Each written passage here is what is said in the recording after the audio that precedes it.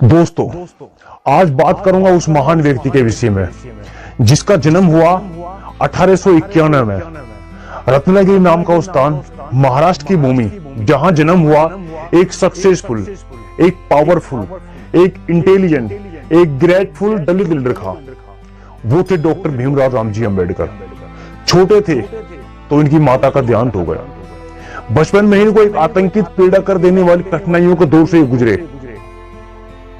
एक दलित समाज से आते थे, एक पिछड़ी जाति से आते थे, एक निचली जाति से आते थे। छोटे थे तो पढ़ना चाहते थे। एक दिन पिता से रिक्वेस्ट की, पिताजी मैं पढ़ना चाहता हूं। तो इनके पिताजी ने बड़ी मुश्किल से अंबेडकर साहब का एक नजदीकी स्कूल में एक ब्रिटिश ऑफिसर की सिफारिश से कहवाकर इनका एडमिशन करवाया। एडमिशन तो हो गया, लेकिन जो स्कूल का टीचर होता था वो इनको आम बच्चों के साथ बैठने का अधिकार तक नहीं देता था। बाहर बैठ करके पढ़ेगा, इनको बाहर बैठ करके पढ़ाया जाता था आम बच्चों। और स्कूल का टीचर बोलता था आम बच्चों के साथ नहीं बैठेगा, तू बाहर बैठ करके पढ़ेगा, तू अछूत है। अगर आम बच्चे तुझे छू लेंगे तो अछूत हो जाएंगे। तो स्कूल के जो कुआं होता था उससे पानी पीने तक का अधिकार भी नहीं दिया गया था। उस वक्त जो गांव का कुआं होता था, उस कुएं से अंबेडकर साहब को पानी पीने तक का अधिकार नहीं दिया गया था। एक दिन गांव के कुएं से पानी क्या पी लिया, इतनी मार पड़ी, इतनी मार पड़ी। एक छोटे से बच्चे को, एक 8-9 साल के बच्चे को इतनी मार पड़ी। एक दिन रिक्शे वाले के रिक्शे में क्या बैठ गया। रिक्शे वाले को पता लगा ये अछूत है, ये छोटी जाति से है। तो रिक्शे वाले ने अंबेडकर साहब को रिक्शे से उतार दिया। छोटे थे उस वक्त। एक बच्चे को कितनी कठिनाइयों के दौर से गुजरना पड़ा। जिंदगी का सिलसिला चलता रहा, यूं कठिनाइयों के दौर से अंबेडकर साहब गुजरते रहे। जिस स्कूल में इन्होंने एडमिशन लिया, उस स्कूल से बड़ी मुश्किल से, कठिनाइयों के दौर से गुजर करके इन्होंने 12th पास किया। पढ़ाई में इतनी इंटेलिजेंट थे, ये अपने दम पर स्कूल को टॉप किया। और उस वक्त 12th करने के बाद ये सीधा मुंबई चले गए। मुंबई से इन्होंने बीए किया और बीए करने के बाद ये सीधा घर लौटे। तो इनके पिताजी, इनको एक वहां के एक राजा हुआ करते थे, सयाजी महाराज गायकवाड़। वो बड़ौदा के राजा थे। तो इनके पिता अंबेडकर साहब को सयाजी महाराज गायकवाड़ राजा था, उसके पास लेकर गए। तो अंबेडकर साहब को सयाजी महाराज गायकवाड़ ने देखा। जब इसकी बुद्धिमत्ता को देखा, जब इसकी सक्सेसफुल को देखा, जब इसके अंक देखे, तो महाराज सयाजी महाराज गायकवाड़ ने अंबेडकर साहब को स्कॉलरशिप प्रदान की। और स्कॉलरशिप को लेकर के अंबेडकर साहब हिंदुस्तान नहीं रुके, वो सीधा न्यूयॉर्क चले गए। न्यूयॉर्क कोलंबिया यूनिवर्सिटी में उन्होंने एडमिशन लिया और बोला तुम मुझे यहां पढ़ने नहीं दोगे तो मैं जाऊंगा दुनिया की सबसे टॉप यूनिवर्सिटी में। तो कोलंबिया ऑफ यूनिवर्सिटी से इन्होंने एमए हिस्ट्री किया, एमए पॉलिटिकल साइंस किया, एमए इकोनॉमिक्स किया और एमए सोशियोलॉजी किया। एमए सोशियोलॉजी करने के बाद ये सीधा लंदन चले गए।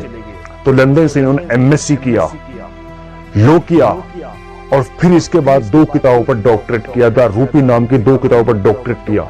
इन्हीं किताबों के आधार पर हमारे आरबीआई की स्थापना हुई थी, यानी रिजर्व बैंक ऑफ इंडिया। तो लंदन से लौटकर के सयाजी महाराज गायकवाड़ के पास गए, जो इनको जितने स्कॉलरशिप दी थी। तो उसके पास गए और बोला, सयाजी महाराज गायकवाड़ के दरबार में गए, बोला राजा साहब मैं आपके दरबार में हाजिर हूं। मैं दुनिया भर की डिग्री लेकर के आया हूं, मैं पढ़ के आया हूं, मेरे पास हर डिग्री है और मेरे पास काम करने की क्षमता है। मैं आपकी क्या सेवा कर सकता हूं? आपने मुझे इस लायक बनाया, मैं आपकी क्या सेवा कर सकता हूं? तो सयाजी महाराज गायकवाड़ ने इसको अपने ही ऑफिस, अपने ही महल में मिलिट्री ऑफ सेक्रेटरी की नौकरी दे दी। तो उस वक्त मिलिट्री ऑफ सेक्रेटरी की नौकरी बहुत बड़ी हुआ करती थी। तो छुआछूत की जो पीछा था अंबेडकर साहब को, वहां तक भी नहीं छोड़ा। जो इनका पियोन हुआ करता था, वो भी फाइल इनको दूर से फेंक कर देता था और बोलता था तू गद्दी पर क्या बैठ गया है, तू अच्युत। एक दिन एक चिट्ठी आती है और चिट्ठी आती है कि अंबेडकर साहब की जो पत्नी रामाबाई, उसका देहांत हो गया। इस चिट्ठी को पढ़कर के अंबेडकर साहब इतने भावुक हुए, इतने नर्वस हुए, तो उनको सीधा सत्तारा लौटना पड़ा जहां के स्थायी निवासी थे। सिलसिला चलता रहा। फिर उसके बाद इनकी बीवी की जो देहांत के बाद फिर इनके 2 बच्चों का इंतकाल हो गया। जो कठिनाइयों को दौर से जो चल रहे थे वे, ये सिलसिला चलता रहा। फिर इसकी मुलाकात सुभाष चंद्र बोस से हो जाती है। तो सुभाष चंद्र बोस जब इसको अपने बारे में बताते हैं, तो सुभाष चंद्र बोस जी इनको महात्मा गांधी के पास भेजते हैं और महात्मा गांधी के पास जाते हैं और वहां कहते हैं कि मैं अपनी कौम के लिए, मैं अपने दलित समाज के लिए एक अधिकार मांगने आया हूं। तो महात्मा गांधी से बात करते हैं। महात्मा गांधी बोलते हैं इनसे, अंबेडकर साहब बात तो आपकी सही है, आपकी जो निचली जाति है, जो आप दलित समाज का जो अधिकार है, वो अधिकार मिल जाएगा, लेकिन एक शर्त पे मिलेगा। वो शर्त क्या थी? इतना देश आजाद नहीं होगा, आप लड़ते रहना देश के लिए। तो गांधी जी के साथ सत्य अहिंसा जो आंदोलन चलाया था उन्होंने, उस आंदोलन में महात्मा गांधी जी के साथ कूद गए और आजादी के लिए लड़ने लगे। आजादी के लिए लड़ाई में महात्मा गांधी के साथ लड़ने लगे और फिर देश आजाद हो जाता है।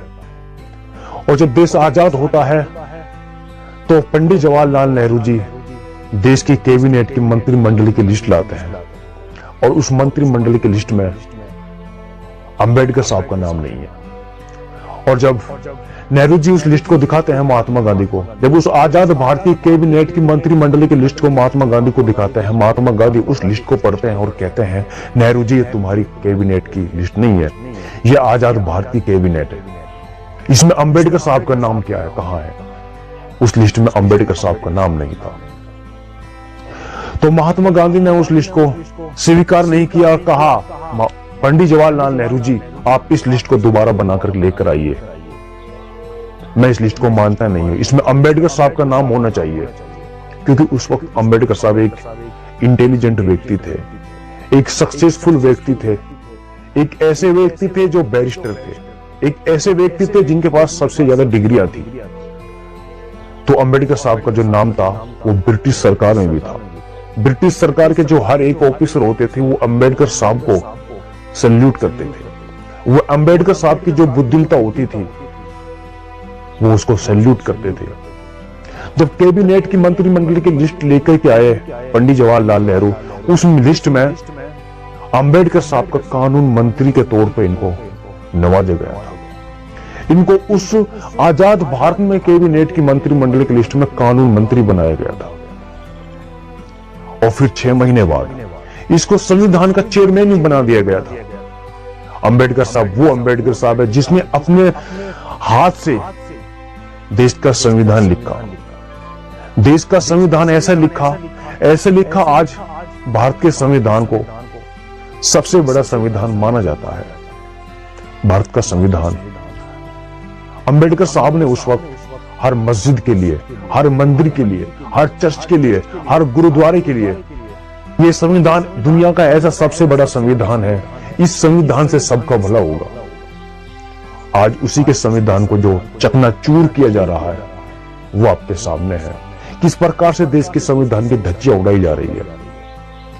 जब हम अंबेडकर साहब को याद करते हैं तो बड़े भावुक हो जाते हैं, उनको सोचते हैं, उनके बारे में पढ़ते हैं और उनके बनाए हुए संविधान को जब सुनहरे पलों में देखते हैं, जब सुनहरे अक्षरों में उनको पढ़ते हैं तो एक अजीब याददाश्त आती है। हमको और आपको सबको अंबेडकर साहब को याद करना चाहिए। अंबेडकर साहब दुनिया के वो महान व्यक्ति थे जो सबसे ज्यादा पढ़े लिखे थे। अंबेडकर के पास इतनी डिग्रियां थी और ब्रिटिश जो सरकार थी उस वक्त तो अंबेडकर साहब को मानती थी। तो अंबेडकर साहब तो किंग ऑफ मेयर बोला जाता था। तो आज के लिए बस इतना ही। दोस्तों मेरी वीडियो आपको कैसी लगी हो, प्लीज इस वीडियो को लाइक, शेयर और सब्सक्राइब जरूर कर देना।